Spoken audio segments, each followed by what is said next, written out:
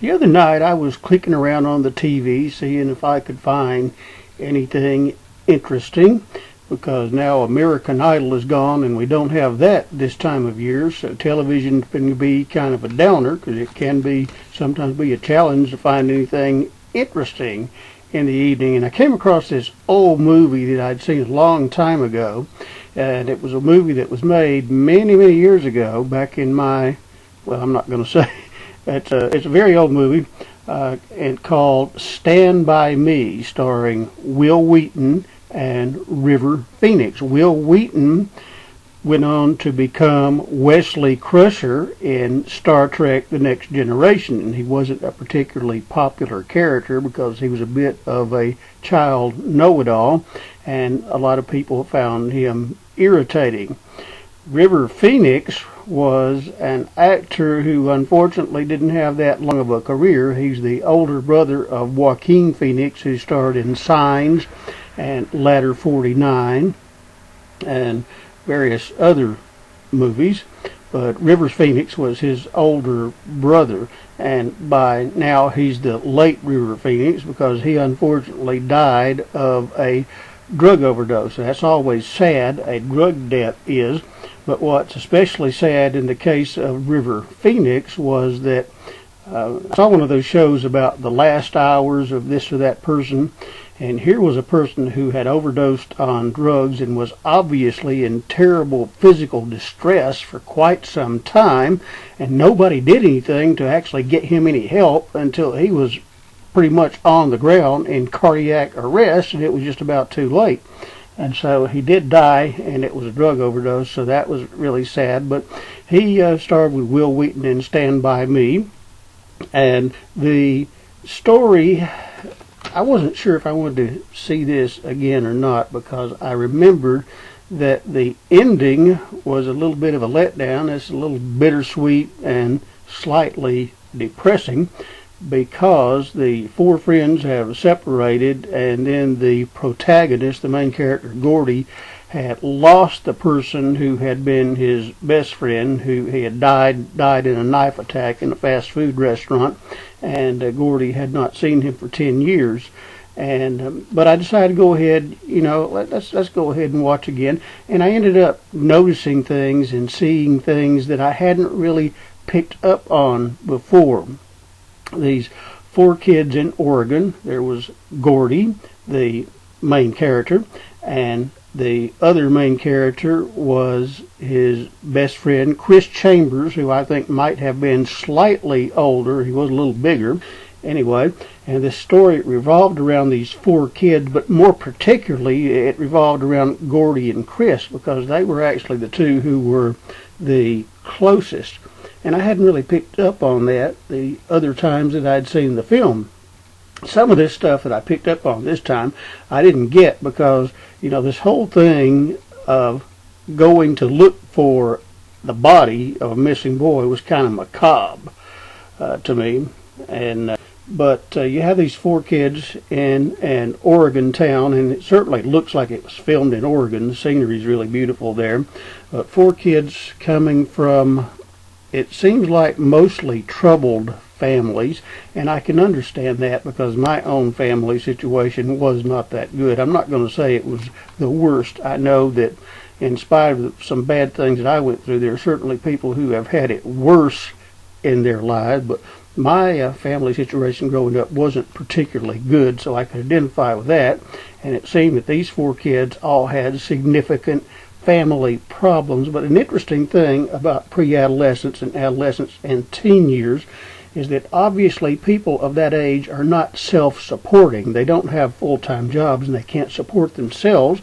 So economically they are dependent on families. But an interesting thing, in spite of that fact, preteens and teenagers do manage to have a lot of times this life that is just their own, into which adults aren't quite able to intrude.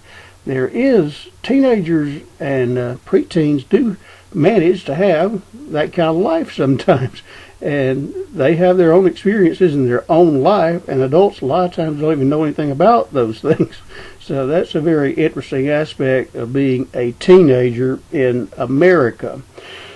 Well, this boy had gone missing, and what had happened was that he had apparently been hit by a train and killed way out in the woods somewhere, and I don't know how they figured out that he was probably dead, but these 4 kids, Gordy and his friend Chris Chambers and a couple of others, decided to go and play the hero and be the ones who found the body, which involved a long journey on foot.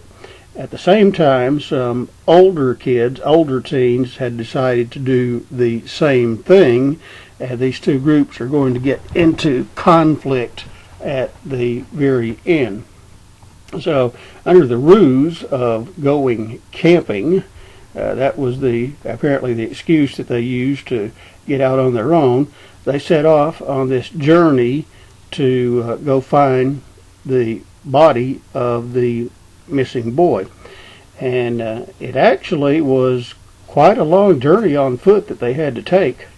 They walked a long, long way on that railroad track, and they camped out at night, and they had various adventures along the way. And one scene that I'll never forget was they had to cross this railroad track that crossed a river, and that was apparently the only way that they were going to be able to get where they were going. So they start out across this railroad track, and one of them asked, does anybody know when the next train's coming? And nobody knew when the next train was coming.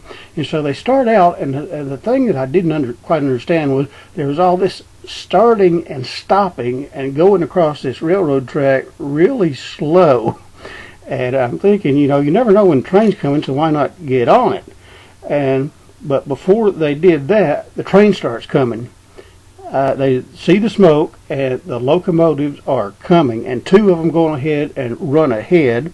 But Will and Gordy and Chris end up in a little bit of a wrestling match on the track because Gordy doesn't want to get up and leave. He's terrified, doesn't want to get up and leave. But finally they get up and start running, but they're not going to be able to beat this train, and so they end up jumping off the bridge and getting wet. And they have a variety of adventures along the way. They think they're going to cross some water out in the woods, and one of them shoves a stick down in the water and says, it's not too deep, let's go ahead and cross. And so they try to cross this pond, and immediately they're up almost over their heads. And they have a lot of preteen and teen adventures on the way to find this body. And Gordy actually, for a period of time, questioned whether they need to be doing it, but then he decides for some reason or other that he has to go and find the body. And his backstory is that he'd had an older brother who had died in an accident, and the older brother was favored by the father, and he felt that he was unloved and unappreciated. And then there was another one of the kids who his dad had stuck his head in the oven and burned one of his ears or something like that. And then Chris Chambers, who was Gordy's best friend, didn't have a particularly good father or a family either, and everybody assumed that he was going to grow up and get into trouble. And so they go on this rather perilous journey. The whole event takes place over about 2 days, traveling through the woods, walking on foot, and they have to go through this situation where they scramble to get some food from the store, and they have to get chased across this junkyard by a vicious dog and the person who is there in charge of the junkyard, and have the kind of adventures that teenage boys often have when they get alone by themselves out in the woods, getting lost, and first one thing and then the other. But eventually they come to the end of their journey, and it's a bit off this railroad track where they had been walking down an embankment, and they do in fact find the body. And at that point, Gordy gets really upset at having found the body, and he remembers his older brother dying, and believe his father apparently believing that he favored the older son. He wished Gordy had died, and he gets really upset and sad at that point. And here's an interesting thing. I hadn't picked up on it before. Chris, and there are reasons I think I didn't pick up on this part before, was that, there were some macabre parts to that movie where they were starting out to go find a body anyway. And then during their camping overnight, Gordy was asked to tell a story, and he tells the story of Lardass, who was in a pie eating contest, and it was all fairly disgusting, so I wasn't really focused on the positive aspect of some of the things that were in that story. But, as Gordy kind of descends into this sadness and crying, then his best friend Chris comes alongside him and, sits down beside him, puts his arm around him, begins to comfort him and say, you're going to be a great writer someday. And it was at that point I realized that Chris has kind of been looking out for Gordy all along. He was there for him during the bad times, and Gordy's about to be there for Chris, because as they are making plans to prepare some type of stretcher to carry the body out, having been the ones who discovered it, the older kids show up and threaten to do Chris and the others harm. Okay, there's just been the scene with Chris and Gordy, and Chris is talking to Gordy and trying to encourage and help him. And now this older kid with a knife threatens basically to kill Chris. At that point, Gordy pulls out a gun and tells this guy named Ace that he will kill him. And it comes to the point that he's actually not only pointing the gun, but he cocks the gun and has it ready to fire. So he is there defending Chris, who was just at his side trying to help him a short time ago. And a key point of this story was that they had been, pretty close friends, Chris and Gordy, and they stood with each other through some bad times. They were able to kind of look to each other for support. Chris was kind of protective of Gordy, and then when the time came, Gordy sort of rescued Chris by aiming the gun at those older teens. Well, after he scares the bigger kids off with that gun, threatening to kill the guy named Ace, they decide that they're going to go make an anonymous phone call and report the location of the body. And so that's what they do. So no one actually gets credit for finding the body.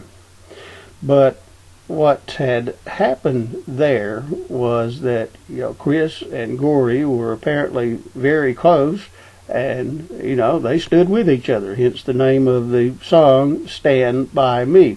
You ever had any friends like that? I hope you have. I have, not at that age, and I was thinking originally that story was sort of depressing because of the way that it ended, because when I think back to age 12, which was the age that Gordy was, everyone that I knew back then is pretty much gone out of my life now, and I out of theirs. And it sort of seems to fit that way, because as a person, I'm on a different planet now than I was then. In many ways, I'm a very different person. I've gotten involved with this aviation stuff and flying planes around, and my religious and political views have evolved, and I've become this malcontent, roguish type character with an assortment of political views that manages to aggravate and irritate just about everybody. And so, with regard to the people that I knew when I was 12, we're on very different planets. I have, however, since that time, had some friends, and one of them in particular has been very close, that we have certainly stood with each other through the years. Now, I won't go into all the details, but we've known each other and sort of grown up with each other over the last many years. I'm not going to say how many, but it's very many years. And we have been called brothers, even though we're not. But the interesting thing, though, my bio brother, I don't get along with at all. I mean, he's just an ass, and we don't talk, don't communicate in any way. We are not friends. But, you know, I do have a real friend that we've been very close for a long time. And through the years, it didn't happen when I was 12 to get into that type of friendship, but it did later on. That there have been various times throughout the years when I've stood with him and he has stood with me in times of need, in times of one needing help and the other one helping. And it has involved all kind of things, like I've gone to the Western Union and sent him money many times. He's done the same thing for me, depending on who was in need. When I've had different places to live, my door's always been open. My attitude's always been, my house is yours. He's done the same for me. There was a case many years ago, back in 2002, where he was working in Tennessee, and with another fellow who was with the same company. He was installing equipment in a telephone shelter, and his co-worker was working on the side of this hill, because it was way out in the woods, using some kind of heavy equipment, and was in a bad accident and ultimately died from that. And my friend was the person who was with him right after that accident, and you know, it took about 9 minutes for help to get there, but his co-worker died, and that was a horrible experience for him. And so I went to Nashville where the funeral was going to be held that Saturday. I went up to Nashville on a Friday night, and we got together, and I was with him through that horrible experience, and I won't go through all of that, but he later said how much he appreciated that. And then he's done a lot for me over the years, sending money, providing place to stay. He once drove me to a hospital when I was in critical condition and made sure that I got in and got the care that I needed, and he was the one that got me there and took care of everything and notified everybody, and stayed there, apparently stayed in his car there at that hospital during some of the worst. So I know a little bit about what that type of friendship is like. I know what that song Stand By Me stands for. In this case, I'm the older one. I'm about 6 years older than he is, but there have been times when he's been the one who has helped me with whatever problem has gone on, whether it's a tangible physical problem like a flat tire or needing money, or whether it's a matter of just providing a lot of moral support, as I did when I went to Nashville for the funeral of his co-worker. And so I learned what that type of friendship was later. I didn't learn about it when I was 12, but in a sense I can identify with these characters, with Gordy and with Chris, because I did have some experiences like that as a teenager, not anywhere near as macabre as doing some of the things that they did, but I know what it's like that pre-teens and teens do have a life of their own, and adults a lot of times don't know about it. And then I do know about the kind of friendship that they had at the time. Unfortunately, theirs went away because in the end, Chris Chambers and Gordy separated, and they hadn't seen each other for 10 years. And Chris became a lawyer, and Gordy a writer, and Chris was stabbed to death in a restaurant. And Gordy reads the article, and he's saying, even though I haven't seen him in 10 years, I will miss him forever. Well, I kind of know what that's like, even though it didn't happen at age 12. For me, it happened a lot later. I do hope that you have people like that in your life, and I hope that you are able to maintain those relationships and not end up losing them in a sad way like Chris and Gordy did. But it was only in this last viewing of the movie that I got the depth of the relationship that existed between Chris and Gordy when they were 12, and how it was one of them for the other, and they stood together and they helped each other. And you know, unfortunately for Gordy, he said he never had friends like that again the rest of his life, and he's writing a book about it, or writing a story about it. He said, I never had any like those when he was 12, and he said, Jesus does anybody. That's the last sentence. Well, actually, in my case, those types came around later. But in spite of the very obvious differences, I can still identify pretty strongly with that movie. So if you've never seen it, you know, that movie has some kind of a powerful message.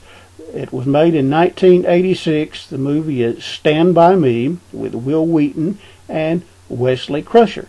And that might be one that you want to check out one of these days, because it does have some very powerful themes. Thanks, and have a great day.